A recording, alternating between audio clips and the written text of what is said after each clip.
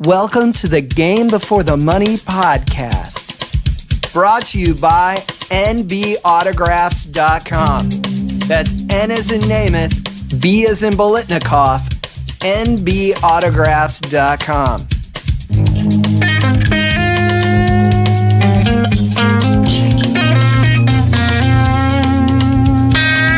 The Game Before the Money podcast.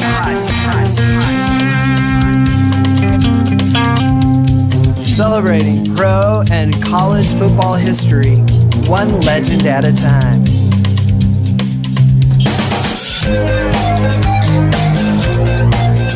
Hi everybody, welcome to the Game Before the Money podcast, brought to you by nbautograph.com. Also introducing our new transcription partner, Sonix.ai. That's Sonix.ai. Really speeding up the workflow for the Game Before the Money podcast. I'm your host, Jackson Michael, writer of the Game Before the Money, Voices of the Men Who Built the NFL, published by the University of Nebraska Press, available at Amazon and Barnes & Noble, and also on the University of Nebraska Press website. I'm also writer-director of We Were the Oilers, the Love You Blue era, and that can be found on Amazon as well. In this episode, our guest is John Wooten. He's one of those guys, maybe you haven't heard his name. He played offensive line in the 1950s and 60s. John is a man who's been around a lot of history. You're going to hear some fantastic stories about his time playing with Jim Brown, playing for head coach Paul Brown.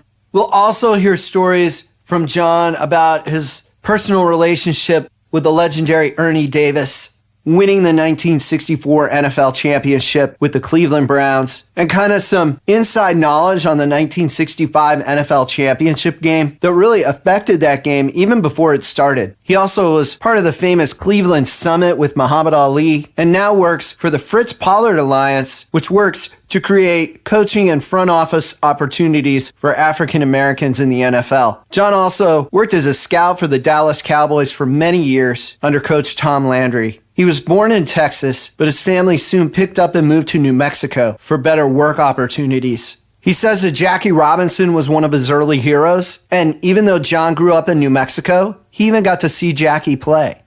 I'd seen him as a young guy when he was with the Kansas City Monarchs.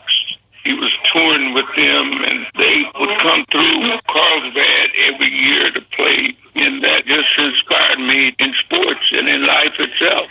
Early in his academic career, John attended segregated schools in Carlsbad, New Mexico. In the early 1950s, Superintendent Tom Hansen, Carlsbad High School Principal Guy Wade, and Coach Ralph Boyer provided a referendum to students. Would they support or oppose integrated schools? The students voted for integration, and John attended Carlsbad High School. He discusses his high school athletic career. We won back-to-back New Mexico State High School championships in basketball. Joe Kelly and I, we were the only blacks on the team and never played organized football at all.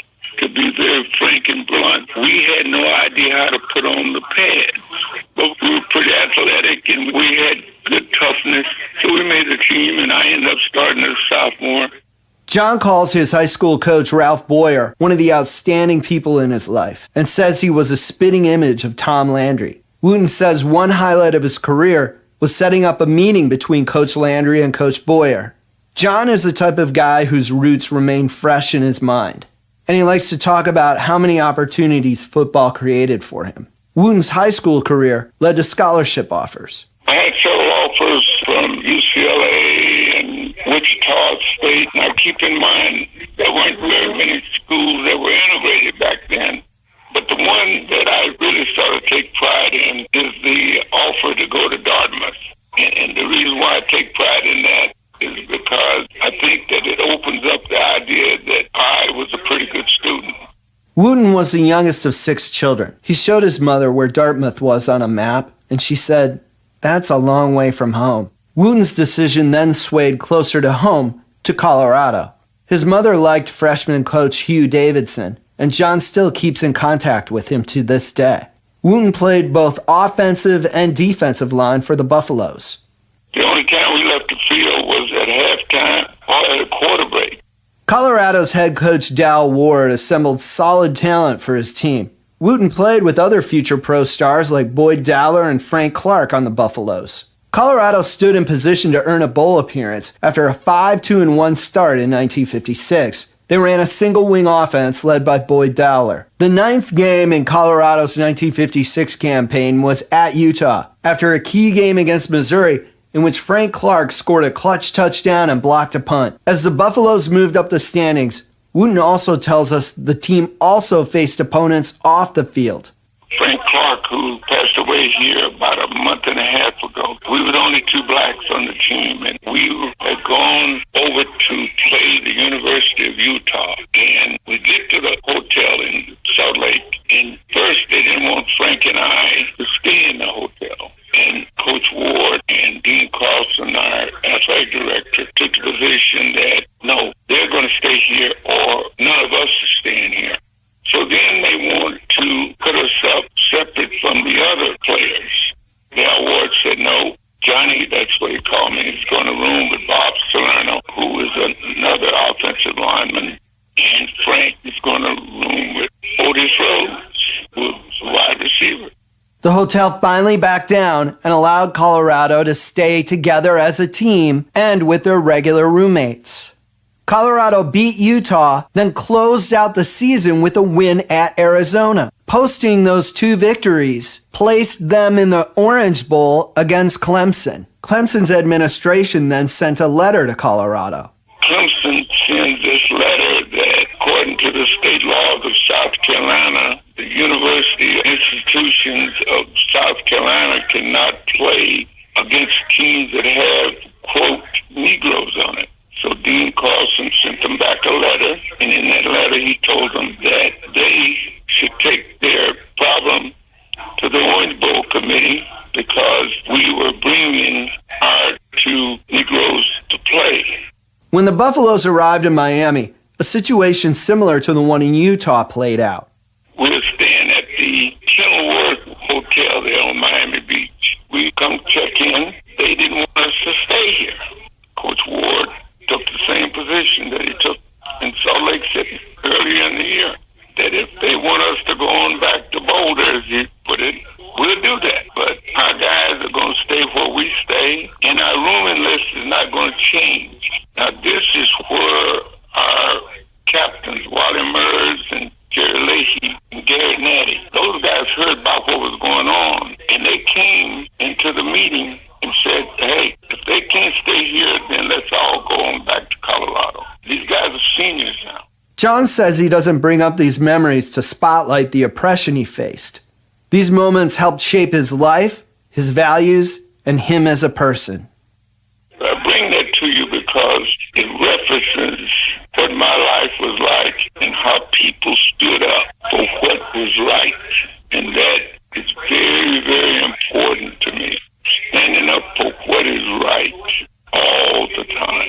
Colorado bumped Clemson with a 27-21 victory in front of the second largest Orange Bowl crowd at the time. The next season, Wooten made All Big 7 as a junior. The Big 7 later became the Big 8 when Oklahoma State joined. Colorado posted winning records in both John's junior and senior years, although the Buffaloes didn't play in a bowl game. Back then, there were very few bowl games. In 1959, there were only 7 college football bowls, and only 8 in 1958. Even many ranked teams missed out. John's individual play, however, attracted pro scouts. He had a nice offer to play professionally in Vancouver, Canada. Then he received a call from legendary coach Paul Brown of the Cleveland Browns. I had a real good offer from Vancouver, Canada, and Paul Brown calls me. He said, first of all, let me ask you, have you signed with Vancouver yet? And I told him, no, I had not. He said, would you consider coming to the NFL if you were drafted? And I told him I would. And he said, well, if you will commit that you won't sign until we get a chance to talk to you, I'll draft you. So he said, I'll do that. And he sent a guy to Boulder. Harold Sabra is his name. And he said, when my turn comes, in the 5th round. I'll draft you if you're willing to sign. Right here and now, right? The phone rings and it's Paul, and he says, I'm ready to make my pick. He had traded up with Detroit, and he said, are you willing to sign? I said, yes. He turned and said, Cleveland Browns with the pick from Detroit takes John Wooten, guard, Colorado. I could hear him saying that, and he said, it's done, sign. No negotiation, no lawyer to go over the contract, no agent, just sign on the dotted line. It was just for the 59 season, and I've always done my own contracts. I never had agents, so forth. I've always done my own. And I tell you, we had a tussle in that second year. Wooten played in the College All-Star Game, which pitted the NFL champion against a team of college All-Stars. The game was hosted in Chicago and was hugely popular at the time, one of the biggest football games of the year. The Baltimore Colts had defeated the New York Giants in the legendary 1958 NFL Championship, and now it was John's turn to face a defensive line that featured Big Daddy Lipscomb, Don Joyce. They were 2 Pro Bowl players, plus future Hall of Famers Gino Marchetti and Art Donovan. You go up to Evanston, stay there on campus there at Northwestern. That's where we trained. Otto Graham was our coach. Colts had just won the overtime game against Giants, so they're who we're playing. And Art Donovan ate my lunch. I mean, he beat me every way you could beat a guy, you know. And I'm thinking to myself, maybe this is not where I belong. Maybe I should go get me a real good job. Paul Brown met with us the next morning, and he told us how horrible we looked. Wasn't sure that we could play in this level and league and so forth. But he says to me, he says, you know, we're going to teach you how to pass block. Offensive line coach was a fellow named Fritz Heisler. He was about 5'6", if that tall. May have been 5'4". Weighed about 145 pounds. One of the great offensive line teachers in this league. And he took us, showed us the drills, and we worked and we worked. And he says to me, you got your tail beat last night horrible. He said, but you know what? We are playing the Colts this coming season, and we will have you ready. You will have a chance to get your revenge. The Browns traveled to Baltimore in Week 6 of the 1959 season. Big Daddy Lipscomb tried to intimidate Jim Brown before the game. When the bus pulls up at the old park there in Baltimore, Big Daddy's beating on the window. I'm waiting on you, Jim Brown. I'm waiting on you. And he says, Daddy, how you been? You know, I'm waiting on you. You've been talking bad about me. Jim says, Daddy, I've never said anything bad about you. You know better than that. What's going on? I'm waiting on you. I'm going to carry you limb to limb. Wooten and fellow rookie lineman Dick Shafrath, who also was bowled over in the College All-Star Game, yearned to prove themselves. Thanks to Big Daddy's pregame taunts, now Jim Brown was mad. In the locker room, Brown said, let's go beat their tails in. Well, that's the G-rated version. The regular season game provided historic excitement for fans. Johnny Unitas racked up nearly 400 yards passing and tossed 4 touchdowns. Hall of Famer Raymond Berry notched 156 receiving yards for the Colts, and Hall of Famer Lenny Moore added a 71-yard touchdown of his own, as defending champ Baltimore racked up 31 points at home. Most days during that time, that was good enough for the Colts to win at home, and usually by a wide margin. But an angry Jim Brown scored 1 touchdown, then another, and then another. At game's end, Brown had rushed for 5 touchdowns that day, powering Cleveland to a 38-31 victory. Jim Brown's 5 rushing touchdowns nearly tied the single-game record of 6 still held by Ernie Nevers. To this day, only Cookie Gilchrist, James Stewart, and Clinton Portis have matched Brown's 5 rushing touchdowns in one game. Now, I can hear some of you asking, didn't Gale Sayers score 6 touchdowns in one game? Yes, he did, but one was a punt return and one was a reception. Dub Jones also scored 6 touchdowns in a game, 4 rushing and 2 receptions. That game in 1959 marked the third time that Jim Brown had rushed for 4 or more touchdowns in a single game, and he would do it twice more in his career. He led the NFL in rushing every single year of his career except for one. Jim Brown wasn't like anybody. Listen, I have looked, I've scouted. There's never been a back like Jim Brown. Like I tell people, the good Lord said, I'm going to do this one time, and I'm not going to ever do it again. That's who Jim Brown is. Wooten notes that Jim Brown excelled at many sports. Jim Brown had probably a -1 or 2 handicap golfer when he was playing basketball, lacrosse, All-American. This guy was just phenomenal. He made them change the rules in lacrosse. They used to play with a longer stick. They had to cut the stick down because he was too good with the stick. Although Brown posted incredible individual stats, Wooten says statistics aren't the first thing that come to mind when he thinks of Jim Brown. The thing that I remember about Jim is how much of a team player he was. Back in the old days with Paul Brown, we were always in coat and tie, Michael. Paul Brown said, I want you to dress for business. When we were at training camp a couple of times, there were some young players that didn't have coat and tie. Jim took it upon himself to take them down to where he shot. Jim, of course, if you saw him back then, was a pretty sharp dresser, right? And he bought these guys coats and tie and everything. Never said a word, just took them down there on his own and had his guy to fit them up. In the book, The Game Before the Money, Hall of Fame quarterback Sonny Jurgensen discussed how quarterbacks called their own plays in those days. The Cleveland Browns were the exception to the rule, and Coach Paul Brown called the plays. Paul Brown experimented with a radio headset in the quarterback's helmet in the mid-1950s, before the practice was banned by NFL Commissioner Burt Bell. Nowadays, NFL coaches radio almost every play to the quarterback. In John's day, Paul Brown alternated John and Gene Hickerson at guard to bring plays into the huddle. Back in the old days, you had to bring the plays in and out because, number one, if you signal them, then if they got a sharp scout sitting up in the box with his binoculars on, he can tell his team what that play is because he picks up the signal. So Paul Brown went to the messenger guard. So that's Gene Hickerson and I. So when we come in the huddle, we call the entire play. In other words, we'd say split 6, 33 go, or 45 wing on 2 or on ready set. Although Paul Brown coached in Cleveland a long time and previously had coached at Ohio State, that didn't mean he enjoyed Ohio winters. Think of the coldest day you can think of in Cleveland in November or early December. And we're at Old Lake Park where they used to play baseball. That's where we practice. It's a small car, and he has driven it up on the field because it's so cold. He didn't want to be out there in the cold.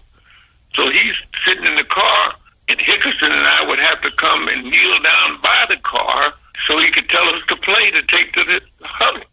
He rolled the window down just enough to tell us what the play is, and then he rolled the window back up. And then so that he could see the play, he would tell you to take it on one knee. You're kneeling down by the car so that he can see the play that he just called. Ernie Davis won the 1961 Heisman Trophy. Like Jim Brown, he attended Syracuse University. Paul Brown traded Bobby Mitchell to Washington for the rights to Ernie Davis, the #1 overall pick in the 1962 NFL Draft.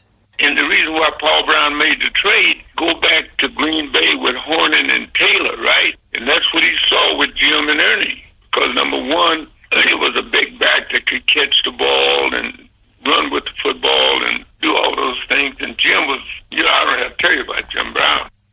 Like John, Davis played in the College All-Star Game. He went to the College All-Star Game just like we all did. And he has to have a tooth pulled.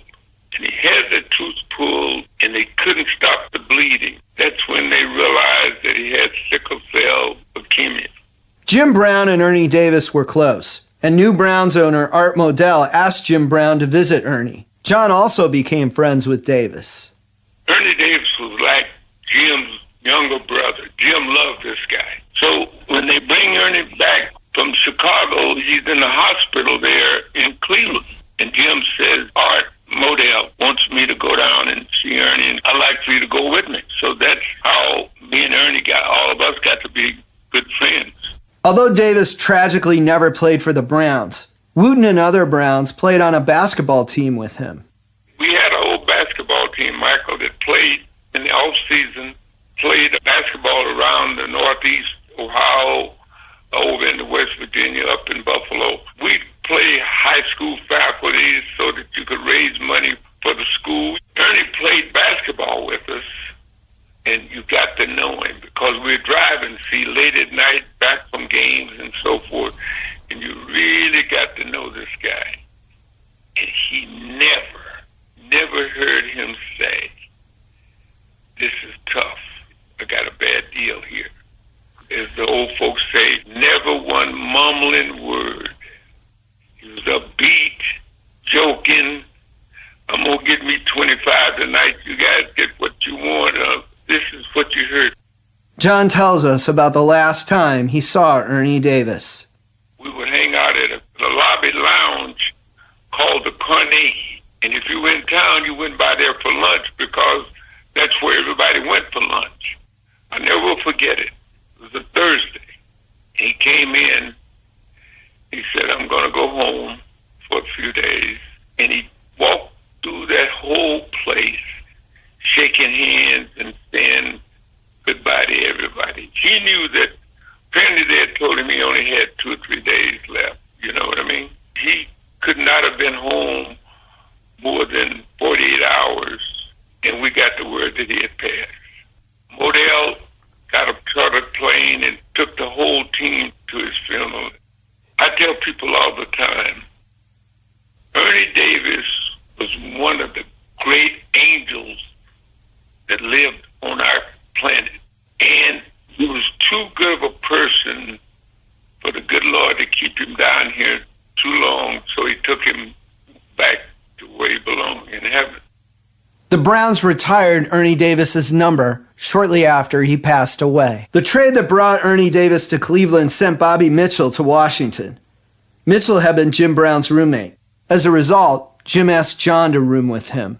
Back then, you had the right, if you were a veteran, to select who you wanted to room with. That's the way Paul Brown ran it. And he ran it that way to eliminate segregation. At the Browns, if you were a rookie, then you roomed with other rookies alphabetically. The Browns won on the road at San Francisco on the last weekend of the 1962 season and finished 7-6-1. Shortly thereafter, owner Art Modell fired the legendary Paul Brown and replaced him with assistant coach Blanton Collier. John tells us the backstory, which involves a discussion between Jim Brown and Art Modell on a long late-night flight home to Cleveland after the game. We played in San Francisco in 1962, and instead of us coming back home from San Francisco to Cleveland on a jet, it's a prop plane, which means that we'll be up there all night long, right? So Modell comes to the back of the plane, and they get into a discussion, and Jim says, I'm ready to get out of here, man. Art said, what do you mean? Man, we're running this same old junk over and over, and we don't have any creativity. Teams know what we're going to run. The minute we get out there, he says, I'm out of here. He says, I'm play out my contract and get out. That went all the way through the plane. Guys are now waking up, right? Going, what? Jim's going to leave. 2 days later, after we got back to Cleveland, Modell fired Paul, but he elevated Blanton Collier. The Browns improved to 10-4 in 1963, narrowly missing the NFL championship game in an era when only 2 teams made the playoffs. Jim Brown rushed for over 1,800 yards and averaged over 133 yards per game, both career highs. Wooten explains that under Collier, Jim Brown had more latitude and even had some say in play calls. Jim has the best analytical mind of any player I've ever been around. With Blanton, if the play came in, he had the right, as it related to him, to say, yes, let's run it that way, or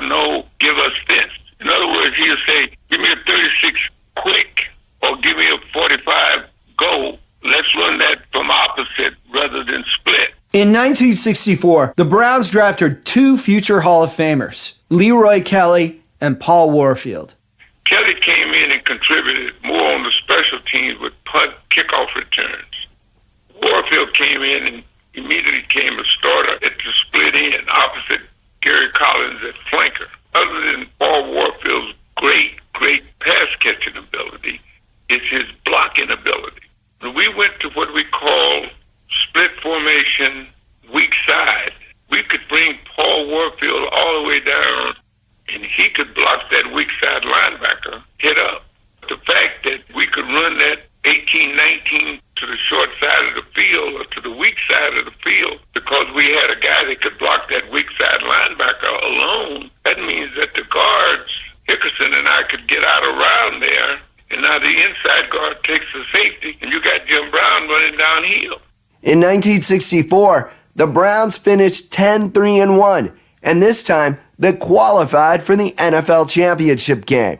They faced a powerful and heavily favored Baltimore Colts team coached by Don Shula. And that brings us to another Colts pre-game off-field mistake of taunting Jim Brown. Only this time, it wasn't by anyone playing in the game. You know, they had the Colt Corral. You're familiar with that, right? They had their own little band and everything. So we're sitting there listening to music, Jim and I. About 4 or 5 members of the band come in, and they play taps right in our face, and we didn't say anything. And we got up afterwards, after we finished listening to what we wanted to hear on the jukebox there. As we get in the car, Jim is driving, and he said, you know something, Woots? I said, what do you know? Jim Brown said, we're going to beat the living pants off of them. Well, that's the G-rated version. He ended up with, 110 or 112 yards in that championship game. Browns quarterback Frank Ryan threw 3 touchdowns to Gary Collins, and the Browns stunned the NFL world with a 27-0 victory at home to win the 1964 NFL championship. Wooten says 3 unsung heroes deserve major credit for the win. Glenn Collier, Galen Fisk, our captain, linebacker from Kansas, and Bernie Parrish. I'm going to give those 3 people credit. Got to give Glenn Collier credit. He had us so ready, boy, let me tell you. Glenn Collier had us saying very simple, you cannot make a mistake. You got to play perfect football. And you can play it if you concentrate on the details of what you're supposed to do.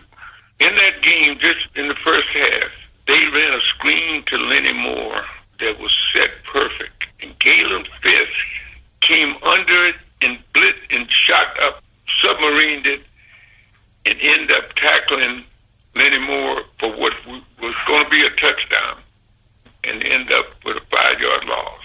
Wooten says the game turned around on that play. The Browns' rugged defense, also led by defensive back Bernie Parrish, nullified the Colts' offense. The game was scoreless at halftime, but the Browns erupted for 17 points in the third quarter and tacked on another 10 in the fourth for a 27-0 victory. Cleveland returned to the NFL championship game the next year in 1965, this time sporting an 11-3 regular season record. Conditions at Green Bay's Lambeau Field were extremely muddy, coating players in mud and slush. The day before, it was just as cold and beautiful as you wanted to be, but cold, but sun shining and everything. And overnight, this big snowstorm come through there. And the field wasn't covered because it had been so beautiful that Saturday afternoon when everybody worked out. They didn't cover the field.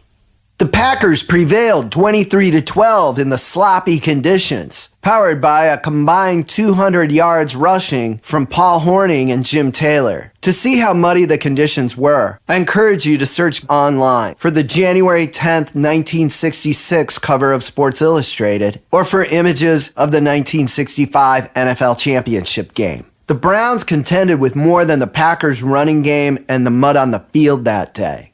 John tells us a behind-the-scenes story that makes one think about factors surrounding big games and how they may affect individual and team performances and outcomes. We're staying up at Appleton, Wisconsin at a holiday, and the word come that we need to leave earlier than what our schedule called for because the snowstorm was destroying the traffic. Even though we had a police escort, the road between Appleton and there was just a two-lane highway and cars all over the place, backwards and turned over. And the game was supposed to start at 1. I think we ended up starting the game about 3:30 or so because we couldn't get there. We lost the game with Green Bay right on that bus because you saw the team go from a quiet type of readiness to now we must have been on that bus 4 or 5 hours. We lost that game right there. The 1965 NFL Championship marked Jim Brown's last game. The 3 seasons with Blanton Collier as head coach produced 3 of his top 4 season yardage totals in his career, and Jim Brown retired in his prime. I asked John if there was one run that stood out in his mind when he thought of Jim Brown. We were playing Dallas here in the Cotton Bowl, where the Cowboys used to play, right? We run what we call a split 19, and when we get out there, as we're coming around the corner, we're about on the 8-yard line going in. The cornerback is up, the safety is up, and the inside linebacker is coming. And Jim lowers his right shoulder, knee about 3 inches off the ground, and just drags 2 or 3 guys into the end zone for a touchdown. We're walking to the sideline, and he said, "Well, do you know what made that play go?" And I said, "I have no idea." He said, "I saw that you never gave up." He described that as his best run ever. Although Jim Brown retired early, he still retired as the NFL's all-time leading rusher. He also stayed in the limelight working on social issues. In June of 1967, Brown organized a meeting of some of the nation's top black athletes, including Bill Russell, Willie Davis, Bobby Mitchell, and a man who at that time was a college basketball star known as Lou Alcindor. He would later become known as Kareem Abdul-Jabbar. At the heart of the meeting was Muhammad Ali's decision to declare himself a conscientious objector to the Vietnam War. Ali's move was highly controversial at the time. He was stripped of his boxing titles and convicted of violating military draft laws. Ali stood his ground, stating he objected to war based on his religious beliefs, and therefore he had a right not to comply with the draft board. The Supreme Court overturned his conviction in 1971, but in 1967, the champ faced harsh criticism. John also attended that meeting, which would become known as the Cleveland Summit. He explains his role in the meeting and takes us inside the doors. The Ali Summit is one of the outstanding things that I felt that we did. When Ali didn't step forward in Houston in June of 67, Jim called and said, "Get the guys together. We need to support the champ." This is the exact words. John says that he and Jim Brown first became friends with Muhammad Ali when Ali was known as Cassius Clay. They met in Miami as the Browns prepared for the Playoff Bowl, a game no longer played that determined third place in the NFL, and while Ali was training for his first bout with Sonny Liston. For the Cleveland Summit, Wooten was given the task to call everyone and invite them to the meeting, and you can easily find photos of that meeting online. And those guys you see on that picture are the guys that I called. And the most outstanding thing about that to me, not one guy said, "Who's going to pay for this?" They asked one simple question: what time is the meeting and where is the meeting going to be? Jim Brown was part of a collective that helped promote Muhammad Ali and earn revenue from things such as closed-circuit television broadcasts of Ali's fights. With Ali faced with the possibility of going to jail, and both the boxing community and the U.S. government taking actions to restrict him from boxing, Ali's choice to not follow draft orders put him and others in strained economic positions. Furthermore, Ali's decision was very unpopular. There are even accounts of Jackie Robinson publicly criticizing him.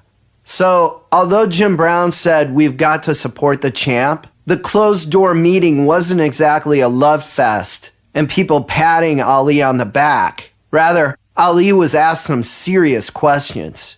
And we sit with the champ, listen to him. Russell and Curtis McClendon and those guys, they drilled him, and the champ stood firm with one statement over and over. I am an ordained black minister of the Nation of Islam. I don't believe in wars. I don't believe in killing. And as a minister, I'm going to stand on that ground. And he says, where do I stand with you guys? Are you going to stand with me or tell me I'm crazy or that I should go into special service? You tell me what you're feeling that I should do. Because I feel that I shouldn't go to the service. And we said, we stand with you, champ. Although that was an unpopular stance at the time, history has redeemed Muhammad Ali. Not only did the Supreme Court confirm his right to be a conscientious objector to the Vietnam War, but he's held as one of the most beloved and revered American athletes of the 20th century, if not of all time. Now he's hailed as one of the great Americans of all time. At his funeral, you had everybody there from every nation and across the world, right? But that June afternoon in Cleveland, and the support Ali received there, stood as a meaningful moment that the champ would never forget. He wanted to honor Jim for pulling us together and bringing his life totally around. And he gave Jim his Muhammad Ali Humanitarian Award that he does every year. And he wanted me and Russell and Bobby Mitchell to come and be a part of it. This was about 2 years ago before he died. John had a goal to play 10 years in the NFL. He earned spots on the Pro Bowl roster. He won a championship. But after his 9th season, he was released by the Browns. His being released by the Browns had nothing to do with his play, however. A teammate who organized an annual charity golf tournament that John had previously won told John that he wasn't going to invite any black players to future charity golf tournaments. John's teammate said the reason was an incident where the country club's pro shop employees accused 2 African-American Browns players of stealing items from the pro shop. John offered to assist to get to the bottom of things and pleaded with his teammate not to turn the situation into a racial confrontation. The teammate, however, refused to work out the situation with John and considered the matter closed by not inviting any African-American players to the charity golf tournament. So Modell overreacted, and he waived both of us. So now, all of a sudden, I've gone from an all-pro bowler to I can't get a job in the NFL. John says he received word that well-known attorney Louis Nizer would represent him pro bono should he decide to bring a case against the NFL and the Cleveland Browns. Now, Louis Nizer has a long list of accomplishments that include winning a case for broadcaster John Henry Falk that pretty much shut down the Hollywood blacklist spawned by the age of McCarthyism. Nizer also wrote the foreword to the Warren Report and also had a hand in creating the motion picture rating system as general counsel for the Motion Picture Association of America. John tells us the story of what his options were and how things resolved. The commissioner calls Pete Rozelle and says, what's going on, and so forth. I said, well, Commissioner, I don't think I've done anything wrong. And I've been waived, and I'm not being picked up by any team. And I'm not going to get run out of this league over something that I didn't do anything wrong, didn't do anything to hurt the NFL, and I'm not going to be punished by the NFL by not playing football. When I was just voted one of the top guards in the league and to the all-NFL team and so forth. He says, well, I'm on the West Coast right now, but I'm heading for Canton, Ohio for the Hall of Fame game that they have there every year. Let's talk when I get there. So he and I met, talked. I said, Commissioner, let me say it to you this way. Next week, I'm either headed to an NFL team or I'm headed to the courts with Louis Nizer to file this lawsuit. So he said, no, I got a guy Bennett Williams. Edward Bennett Williams had taken over running the Washington football club at that time. And she said, Edward Bennett wants to talk to you about joining the Washington club. And that's how I got to Washington. John says he and the teammate have long since made amends. John played one season in Washington, completing a 10-year NFL career. In 1975, he became director of pro scouting for the Dallas Cowboys and stayed in that role until 1991. He then joined the Philadelphia Eagles front office before joining the Baltimore Ravens, where he stayed until 2002. He is now chairman of the Fritz Pollard Alliance, which plays a big part in working with the NFL to create head coaching opportunities as well as front office and scouting opportunities for minority candidates. When I came in the league in 1959 there with the Cleveland Browns, there wasn't a black coach anywhere, period. The only blacks you saw in locker rooms or anywhere else were those that were cleaning the floors, emptying the trash, and so forth. Whereas I never wanted to coach. As much as I loved the game, I never wanted to coach. I just felt that there were guys that did want to coach. And why shouldn't they be given this opportunity? And that's where we started to move under Pete Rozelle. John said a group that included him, Tank Younger, and Bobby Mitchell worked with Rozelle to establish a program that allows coaching staffs from historically black colleges and universities to attend NFL training camps and sit in on practices and meetings. John says the program has proved itself to be very important and is still in effect to this day. And this was called the Black Coaches Visitation Program. That now is called the Bill Walsh Fellowship. But that program started under Rozelle back in the late 70s, early 80s. Now, those of you who really know your NFL history might have put together that Tank Younger had a great career for the Los Angeles Rams, helping them win the 1951 championship. And of course, Pete Rozelle worked in the Rams front office before being named commissioner. So that connection between Younger and Rozelle really helped move things forward and bring things together. I'll post a link to the NFL's webpage for the Bill Walsh Diversity Fellowship Program on the Game Before the Money's Facebook page. I'll also post an NFL webpage link to the Wooten Scouting Fellowship, named after John and Pittsburgh Steelers scouting legend Bill Nunn. The goal of that program is to get former NFL and college football players into the scouting profession. At the beginning of this episode of the Game Before the Money podcast, I mentioned that John Wooten might not have been a person with whom you were familiar, but let's think about it. John came in the league in 1959. This year, 2019, means that he's been around the NFL for 60 years. You've heard the comment on the show, NFL means not for long. John completely contradicts it, and he gratefully reflects on his life and his relationship to the game. People ask me why I love the game so, because every single thing I have today came as a result of my playing football. The woman that I'm married to here is because we met in Cleveland. So as I said, football has given me a good life. I love what it's done for me. I take great pride in it. And this is why I do what I do. You know, for a poor kid out of New Mexico or out of East Texas, I've had a blessed life. You know, it's almost like a fairy tale, you know, if you thought about it.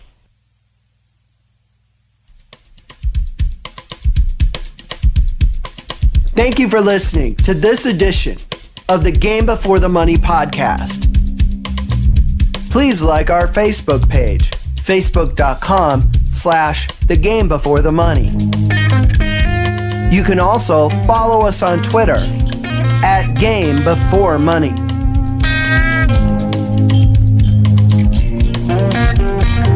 This podcast is brought to you by nbautographs.com. That's N as in Namath, B as in Bolitnikov, nbautographs.com. Special thanks to our new transcription partner, Sonics. Opinions expressed on this program and any podcast of the Game Before the Money don't necessarily match the opinions of anyone else, including our sponsors.